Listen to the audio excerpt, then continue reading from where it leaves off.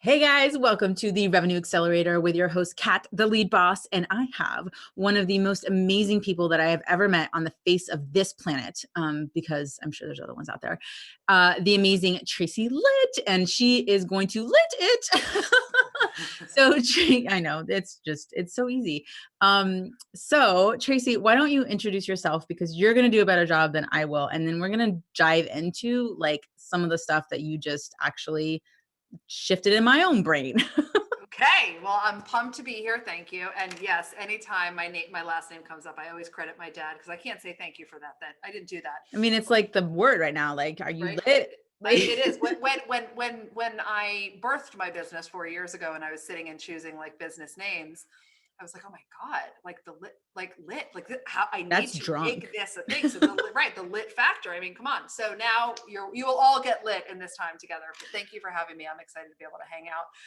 Who am I? I'm Tracy Litt. I am a mindset teacher and spiritual advisor to female leaders and entrepreneurs. Mm. I am a best-selling author. I'm a TEDx speaker. I'm also very proudly was just named the Social Good Entrepreneur of 2020 and Women in Did not know Business. that. Yeah, so I'm really excited about that because I think that having that driver of your much larger contribution is what allows us to just blow it up in the most magnificent way. So that's who I am. That's amazing. And like such goodness. Like I didn't even know that had been bestowed, like that honor. You live it, right? So not shocked at all. And I think that makes a really good point. And you're just getting all into the mind right now. So we were talking a little bit earlier about like things that I was looking at, like, where are we going? Where are we? Where am I going in my business? Me, myself, and my higher self. Where are we going in my business and all that? And so that got us talking a little bit about, blocks that prevent success. So given the current environment, which honestly is a bullshit statement because there's always something going on, right? Like whether it's a pandemic, the elections, whatever it is, there's always something that is disrupting the higher vibration of human society, and whether it's a negative impact or a positive impact, whatever. Now I'm babbling. Basically, the question is, there are people who are thriving. There are people who, aren't doing so well. We're going to talk about the current situation with kids at home and all that stuff. What are the blocks? Like, how do you differentiate when you generalize that way, the people who are succeeding and the people who aren't? Phenomenal question. And here's the interesting thing. COVID, and I'm just going to say COVID, right? Whatever, everybody's calling it different things. COVID is no different than any other external circumstance and variable. And if you had historically been faking the funk, which is what I call, we sit at our desk, you push some shit around, you get distracted, and then you turn around and you're like, why is my business not growing, right?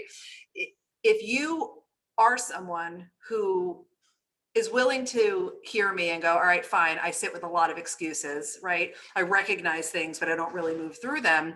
Then COVID is just a more publicly widely accepted justification of why you're not moving forward. And then what happens, to answer your question, is you then put your focus and attention into why it's so hard and how it's so challenging. And now people aren't spending money. And now you're down this rabbit hole of total lack. And it's untrue, because I can turn you to the other side and show you like all of my students who are legit having their best years, right? Because their focus and attention is on the long game, on having fun and serving and being in the process and not being afraid to pivot when they need to. Yes. Oh, you use the word. What word? The pivot word. Oh yeah, it's an annoying word, but like legit, that you're like shift. Right. When do you know what Change I'm saying? direction. Right, exactly. No, I love that, because I always draw the graph of like, where you are, where you want to be. And there's this big, this cavernous vector. Words Valley. Yeah. There's the pit. Yes. And what I see also, like, I think it just kind of, because I use alliterations and imagery all the time, is the people who are succeeding are keeping their eye on where they're wanting to go, right? So you're here, you want to get here. They're keeping their right straight line. This is where I want to be. And the people who aren't are focused down, right, as to how deep that valley is, right? Like, oh my God, I'm going to crash and burn, instead of trusting themselves. And there's a lot, like you talk about that, of like trusting yourself, and, tell us a little bit more about what that is. Like, who is yourself, and who, like, what is it to trust and stand in that empowered state? Yeah. So, trusting yourself, I will argue there are two things to hit your highest levels of success. One is trusting yourself, and the other is being the fullest expression of yourself. Mm. Right?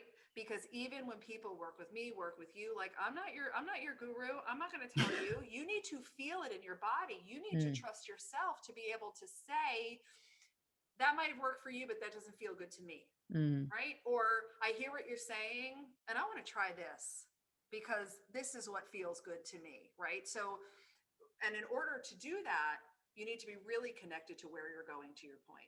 You need to be really, really connected to that future version of yourself, right? Yes. So if you take a second right now and you just were like, okay, hold on, just close your eyes and forward 18 months from now, and everything that you've been hoping, wishing, wanting, praying for, it's done. Because, side note, if you want it, it's already in existence. You just need to get out of your own way so that it can arrive. That version of you, which is the higher version of you, the future version of you, he's already living in that reality.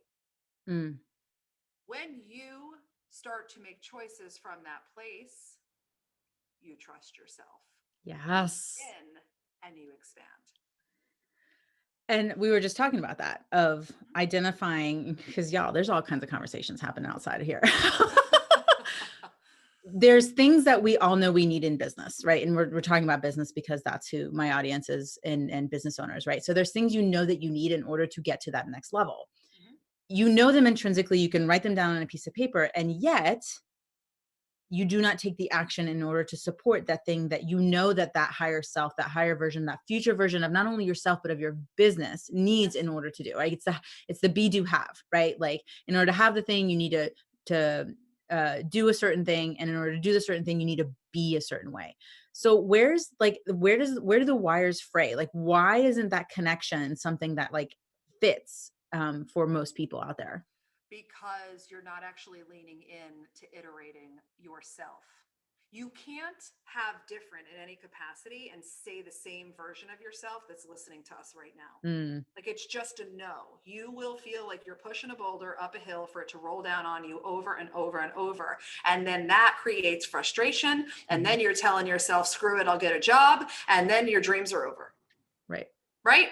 When all of this is under your agency, meaning your ability to choose. And that's when doing that inner work and really realizing, hold on a second, if I'm ready to up-level my business, right? And I'm going to give you my example because it's a juicy one, and I have several, but this is a good one.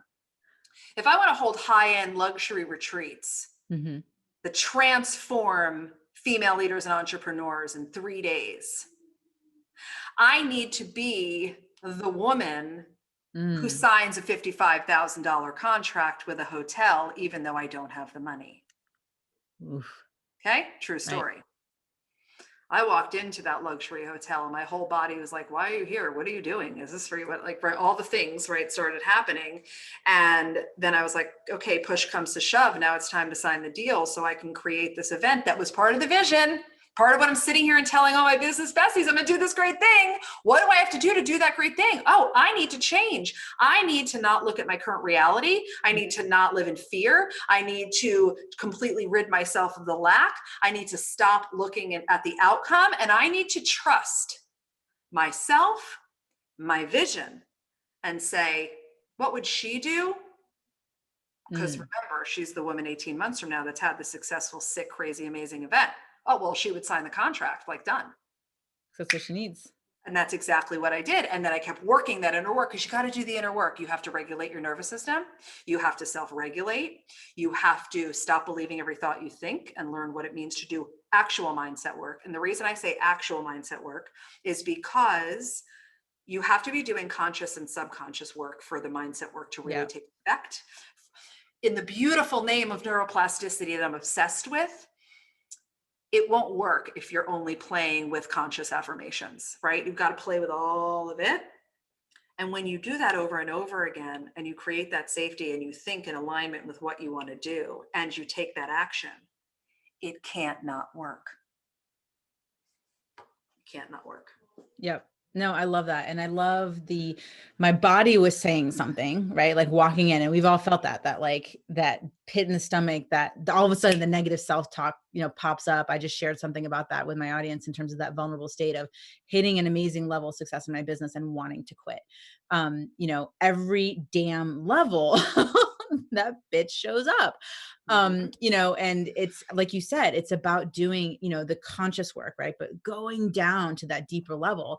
And what I love about you, because, there's a lot of mindset coaches out there, and it's like, okay, we're going to focus on winning the lottery. And that's going to be the thing that we do. And you're like, no, we're going to go and we're going to play the lottery ticket. We're going to get off our asses. We're going to go play the ticket. We're going to go and watch to see if we won. And then we got to get up again and go claim the money. Right. And so it's not just the mindset work. There's a lot of action taking that you're doing in terms of, almost like reaffirming the belief and kind of really digging that new neural pathway into the brain to make sure that it's, it sinks in. Yes. Yeah, absolutely. Because then you gain new evidence. When you give your mind new evidence, number one, you start to lower your fear response when you have new evidence, right? And you start to expand what you believe. You can't really create a new belief unless you have an expander, which is like, oh shit, he did it, I could do it too. Sweet, that's an expander. Or for you to take that action and go, oh, I did it. Like the first time you ever did Facebook Live. I remember the first Facebook Live I ever did. I did it with a pair of sunglasses. I was like, oh, if I wear sunglasses, they can't see me.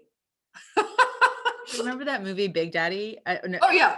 And the magic sunglasses that made you disappear, the little totally, kid. Exactly. That's exactly what it was like, right? But even that is that kind of example. Once I did it and I went, oh, I didn't die. Well, that's great.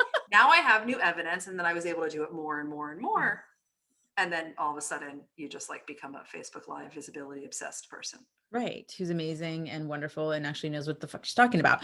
I love that, like, I'm just reinforcing that evidence piece, right? Because, and I've heard you talk about other things. I've heard you talk on other stages. You're such a dynamic person.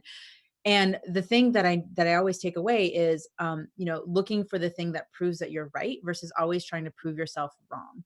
Right. And so looking for those. And so just even in the negative space, like say the negative energetic space where you get jealous of somebody.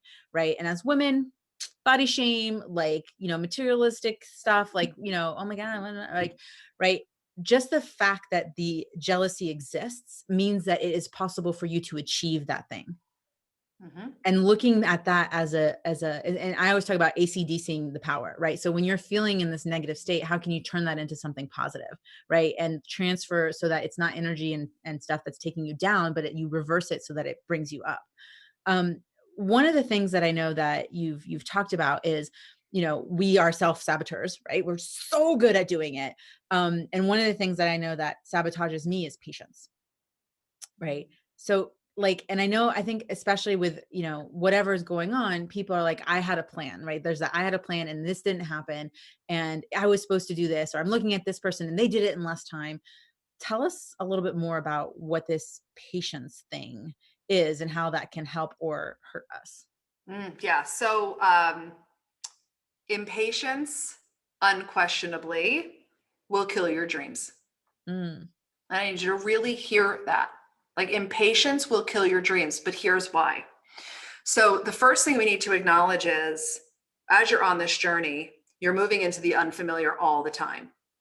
Okay. All the time, whether you're saying yes to hiring a VA, because now you have to pay someone $2,000 every month and you were apprehensive, that's unfamiliar. You're going to be visible, that's unfamiliar. You're going to use your voice, that's unfamiliar. You're going to start to make offers, that's unfamiliar. Whatever it is, it's all going to be unfamiliar. And anytime we move into that zone, our system works against us to get us to stop, right?